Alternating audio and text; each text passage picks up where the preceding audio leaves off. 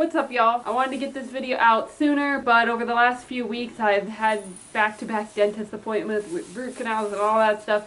So I'm finally getting some time to sit down with this vid. So this is the second video in my Starting Your First Fursuit Business video series, and it is a big one. How do I know that? Because it took me 5 days to mentally draft the script for this video in my head, which is like 5 times longer than it normally takes me. So sit down, buckle up, get your snacks, because we got a lot to talk about today. So as the title said, today's going to be a fun vid. We're going to be talking about the 5 mistakes first-time customers make when commissioning a fursuit and how you as a new maker can deal with them. A little disclaimer on that though, even though I just said that was the title, please keep in mind that when I go through all of the things on this list, that customers who are experienced in buying fursuits, who have bought them before, they're not first time, they can still make these mistakes.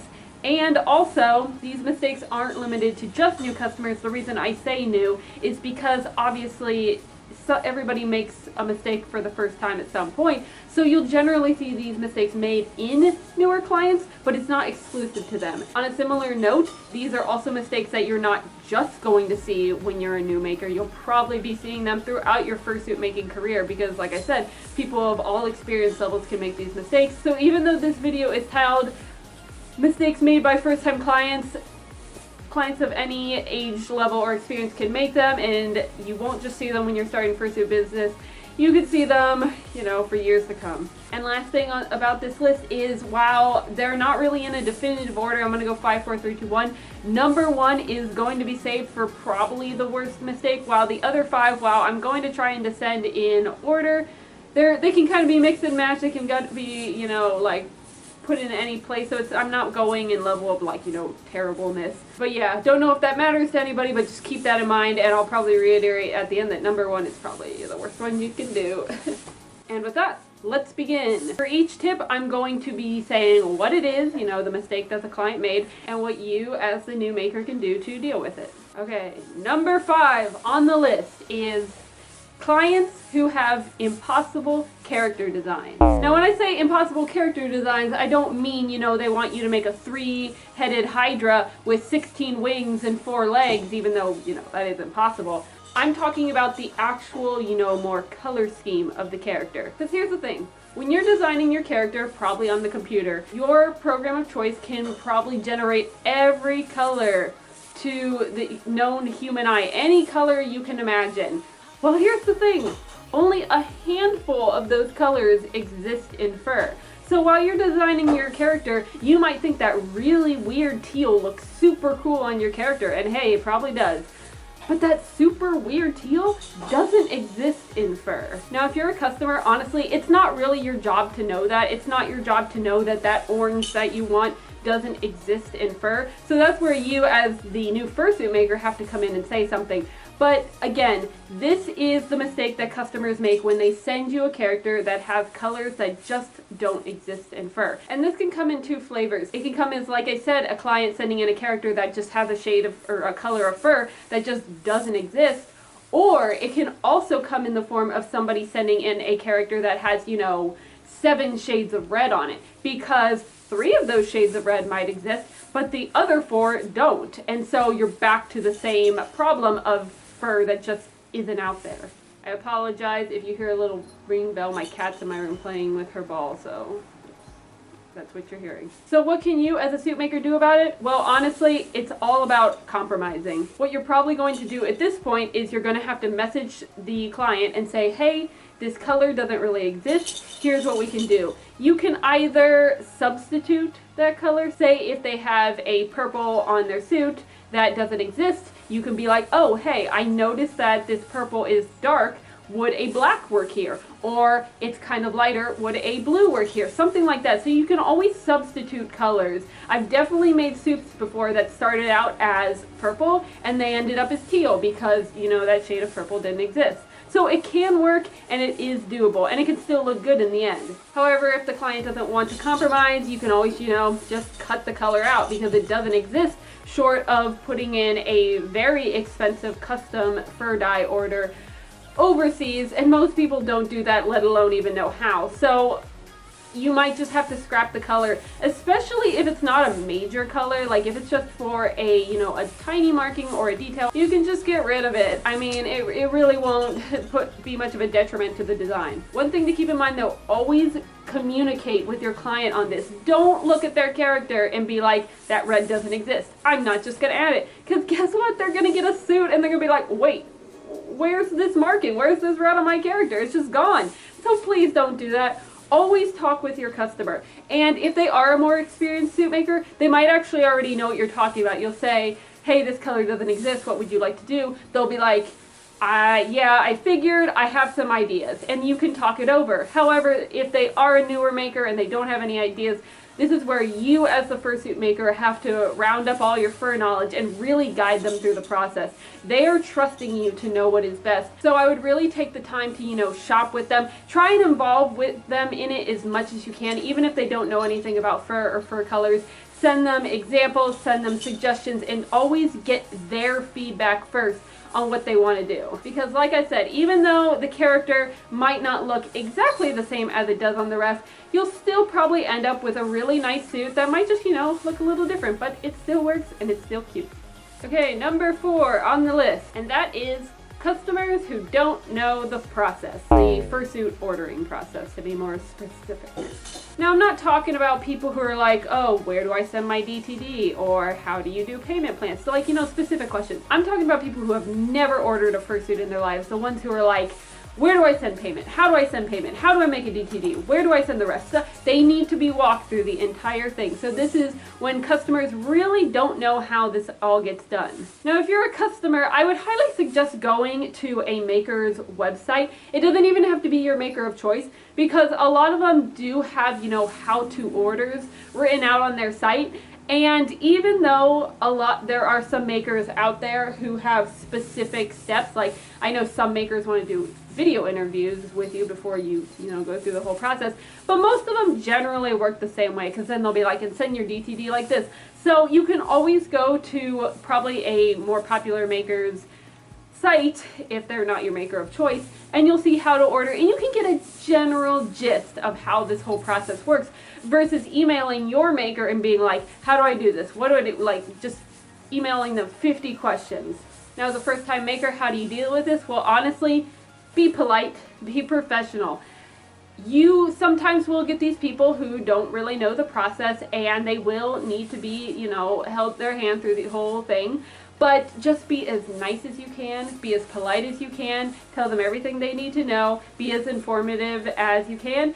And what's going to happen is by the time the commission is over and they're out in the world with their fursuit, they'll be like, wow, this maker was so nice, they were so professional, they answered all my questions, they took me through the step the whole way, and they'll just give you great reviews because they were so happy that you were very patient with them. So always be polite, like I said, be patient with them. And another good thing for you as the maker is if they don't know how the process works, you get to guide them. You basically, like, not to sound bad, but you get to bend them to your whim so they're doing exactly what you want. So it works for you too, because, you know, just in a sense that if you tell them exactly how it's going to be done, they can't make any mistakes, and the whole process is smooth, and it's a win-win for both sides. And like I said before, you can also see this mistake in more experienced suit buyers, because they might have gotten their past 3 fursuits from one maker, and now they're coming to you, and they'll be like, well, how does this work? Because they've never commissioned you before, and you might do things differently than that other maker. So again, always be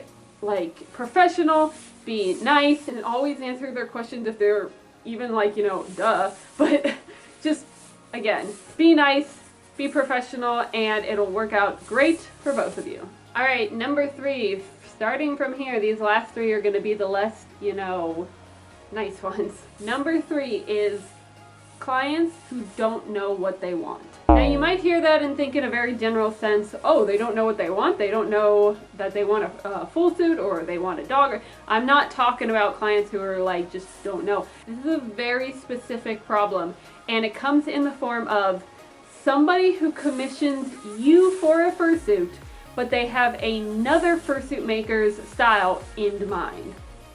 Yeah, doesn't sound good, does it? Let's pause for a minute while I take you back and tell you a story. It's happened to me about 3-4-ish years ago.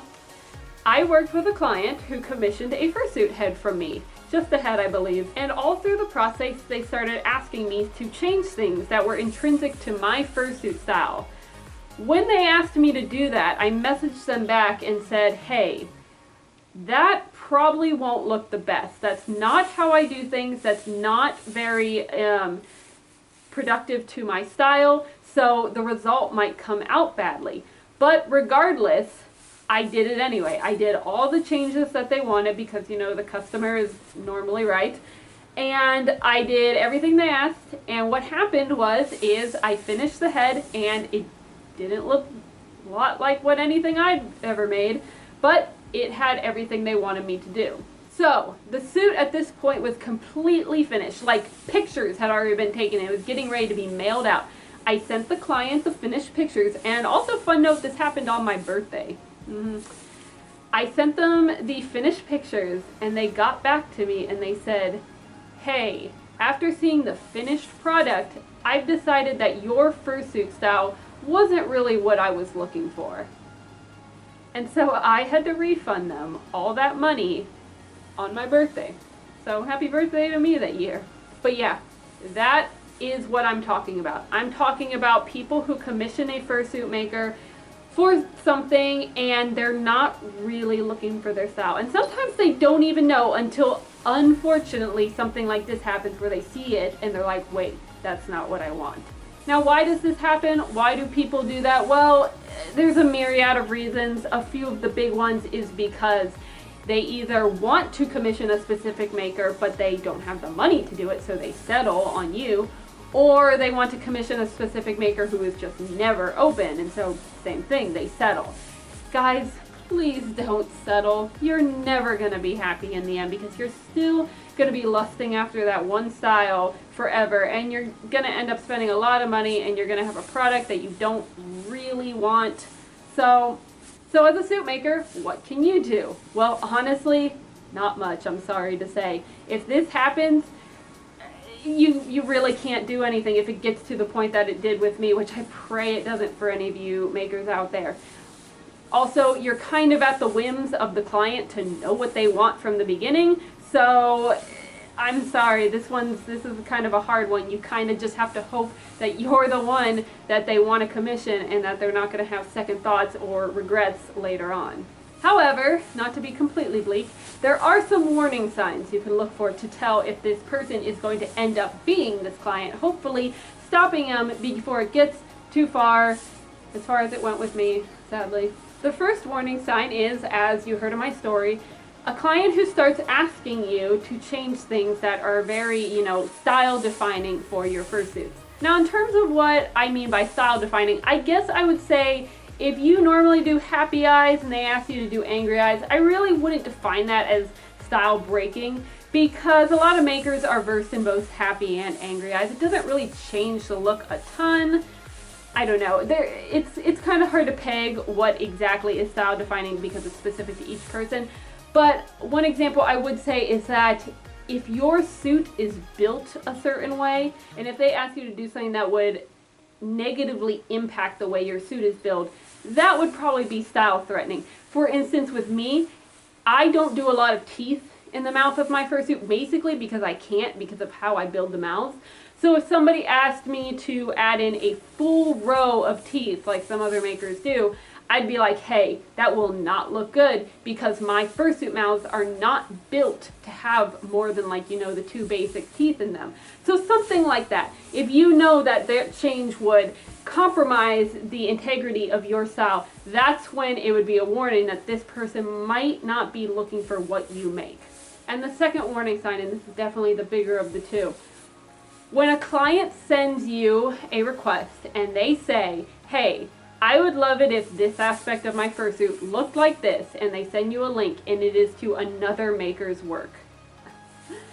Oh my God, I can't tell you how many times that has happened, but that is probably the biggest indicator that they have somebody else's style in mind because they just sent you a photo of somebody else's work that they just said they wanted. And guess what? It's probably because they see what you do and this is something you don't do, so they want you to do it that way. So as a maker, what can you do if you see either of these warning signs? Well, you have two options. Either you can message them and say, hey, I'm starting to get the feeling that what I'm making is probably not what you're looking for, and this is how I do things and such and such. And as long as you're okay with that, as long as you know what you're getting and you see my style and that's what you want, I am fine with moving ahead with the commission. So you tell them how it is and you say, as long as you're good with that, we can keep moving forward.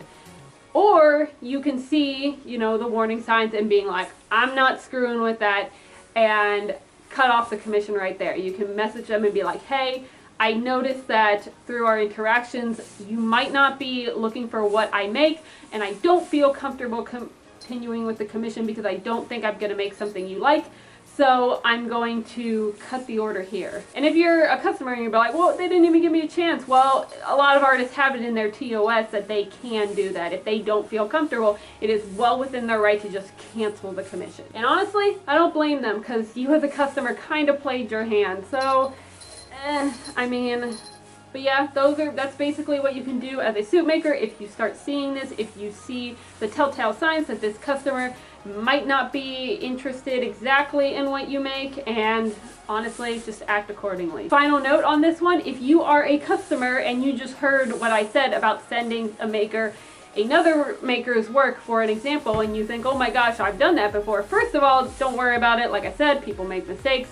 But two, going forward, what you can do in the future is, if you want your suit to look a certain way, first off, look through your maker of choice's gallery and see if they've done something like that before. If they are a historied maker, they probably have done a ton of things. So you might actually see something in their gallery that they've done it before and that's what you want. So send them a picture of that, because if you say, hey, I'd like my suit to look like this, and it's a picture of something they've done before, they'll be like, oh my gosh, yes, totally, I can definitely do that for you because I've done it in the past. But if you're going through their gallery and you want something done and you don't see that they've ever done it before and you see it in another maker, do not send them the maker's picture. What you do is take that image and draw over it and just send your maker of choice that image that you drew up and say, hey, I want the tail shape to look like this or the head shape to look like this. And if you're thinking, well, how is that any different from just sending them the link to the picture? It's all about presentation. Because if you send them a picture of another maker's work, they're not going to see that shape that you want in your tail or your head or whatever. They're going to see another maker's work, their warning signs are going to go up, and they're going to be like, oh my gosh, they want this maker's work. But if you send them just a picture you drew, even if it's the same face shape or the same whatever shape, they now see the shape. They don't see any of the background noise of the other maker's work. They just see the shape that you're looking for. And that is what you need to convey to them. And if you do it correctly, you can still convey your message without coming off as somebody who might be doubting their maker's work. Okay, number 2 on this list. This is arguably the most aggressive mistake. Number 2 is clients who overreact about something being wrong with their suit. Let's set up a scenario here. You just got your brand new fursuit. You paid about $2,000-$3,000 for it. You get it in the mail. You're all happy. You're ready to open it. And you pull it out of the box and you put it on and you notice that it has a pop seam. Or maybe it has a couple pop seams. Or maybe it doesn't fit completely right. Or maybe just something is off with it. You get really angry. You get really upset because this is your fursuit and you paid a lot of money for it and you just got out of the box and there's already something wrong with it. So you, right now, you go sit down on your computer and you email or message or whatever your maker and you go, there is seams popped in this suit. I can't believe it. I just pulled it out of the box. I'm so angry. Please, please don't do that. As a fursuit maker, all you new customers out there, I beg you not to message a maker when you're angry like that, and please do not overreact. I'm going to say it right now. The terminology to avoid is falling apart. Your fursuit is not falling apart if it has a pop seam or it doesn't fit right. Your fursuit is falling apart when you pull it out of the box and the ear physically falls off the fursuit. Your fursuit is falling apart when you hold it in your hands and it crumbles out of your hand because it can't keep together. That is by definition what falling apart means. A pop seam or a bad stitch or some glue showing does not mean your fursuit is falling apart. So please, please, I'm begging you, avoid that phrase when you're emailing your maker about something being wrong with your suit. Because what it does is it immediately raises their hackles because they're now on the defense because you're making wild accusations. So if that does happen to you clients, you get a suit out of the box and there is something wrong with it, first of all, I'd say look over what's wrong and do not message your maker immediately. Because if you message your maker immediately, you're probably still angry. And you never want to message somebody when you're angry, because then you're going to start getting like snippy, you're going to say things you might not mean, you're going to be in the heat of the moment. So always step back. I mean, if you still want to message them that day, maybe take a couple hours. Just calm down, really assess what is wrong with your fursuit. Like, look at it rationally, look at it with a calm eye, and then after you feel a little better, message your fursuit maker along something like this and be like, hey, I just got my suit out of the mail. I really love it, but I noticed that there is a pop seam in the leg. Is there anything I can do to fix this, or do you have return policies? Can I send it back to get this fixed? Thank you so much. Something like that. That portrays the exact same message as somebody screaming and saying their fursuit is falling apart. That is you calmly stating the problem with your fursuit and asking if it can be fixed. Most makers will see a message like that and they'll be like, oh my gosh, I am so sorry. I don't know how they missed that. Yes, here's my return policy, or please send it back to me. I will fix it up right away. Again, I'm very sorry. And a lot of makers actually do have, like 30, 100, whatever days free fixing. So if your suit breaks within the first couple months of having it, they'll fix it for free. So always check to see if your maker has a return policy, which a lot of them do. And a lot of makers are also really eager to fix their mistakes because they feel bad. Like, nobody wants to have a client be upset with their product. Fursuit makers spend so much time on their product. They want it to be good. They want their clients to be happy. So hearing that just makes them upset too. So always message your maker in a calm way. Do not yell at them. Do not attack them. Do not be like, I can't believe I paid $3,000 for this. This is awful. Stuff like that. At least don't start with that. Maybe if something escalates, but really do not come in spitting fire, because it's never going to end up well for you or the fursuit maker, because they're going to start spitting fire back. It's just going to devolve into a big old firefight and nothing's going to happen. Your suit probably might never even get fixed at that point. So, moral of the story, be calm and everything will work out. But fursuit makers, what do you do if you experience a customer like that? Because I have actually, yes, I have also experienced clients who have yelled at me before, who have claimed my suits were falling apart. And so what do you do if you have a client like that who not only comes in like that, but also does not want to be worked with? Clients who, some people, some people are just looking for a fight. Maybe they do it in the back of their mind, want their fursuit fixed, but more than anything, they want to be mad at you. They want to fight you. They just want to, get angry. So what do you do if you unfortunately encounter that person who doesn't want to work with you, just wants to get mad? Not much. All you really can do is be polite with them. Do not raise to, or rather stoop to, their level. Because as you know, with most trolls, and generally when people just want to be a fight, they are kind of being trolls, they want to get a rise out of you. So if they're emailing you and they're saying, my fursuit is falling apart and I can't believe it, they want you to get snippy back with them. They want you to fight fire with fire, so they can get angrier and then they can accuse you and all that stuff. So never give feedback to them what they're putting out of you. Be as polite as you can. Offer to help. Offer to make fixes as best you can. Sometimes you can talk these people down. They'll come in angry, but if you're polite enough and you're professional enough, they'll calm down and be like, okay, yes, let's fix it. But sometimes they won't. Sometimes they'll just keep feeding the flames. And what will happen, personally in my experience sometimes, is when they start to fail to get a rise out of you, even after you've offered to help, they will then go online and they will try and slander you, and they'll try and do an artist beware and all that stuff. And here's my advice for that.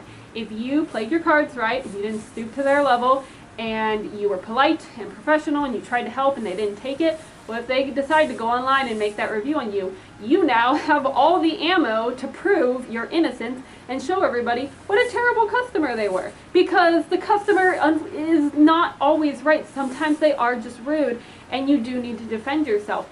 It sucks that it got to the point of being, defaced on social media, but you do have a chance at redeeming yourself and showing it wasn't your fault, you tried to help, and the customer was just being irrational. I've definitely seen that happen before, where somebody tried to call out an artist and they got torn down because the artist was nothing but kind to them all through the process.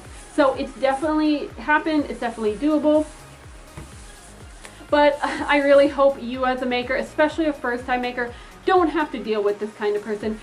Luckily, they are not super common as far as I can tell. I feel like most makers have definitely experienced one of them throughout their suit making career, but they're not like every customer. So don't expect the worst in people, but if it does happen, I just want to give my 2 cents on how you can deal with them.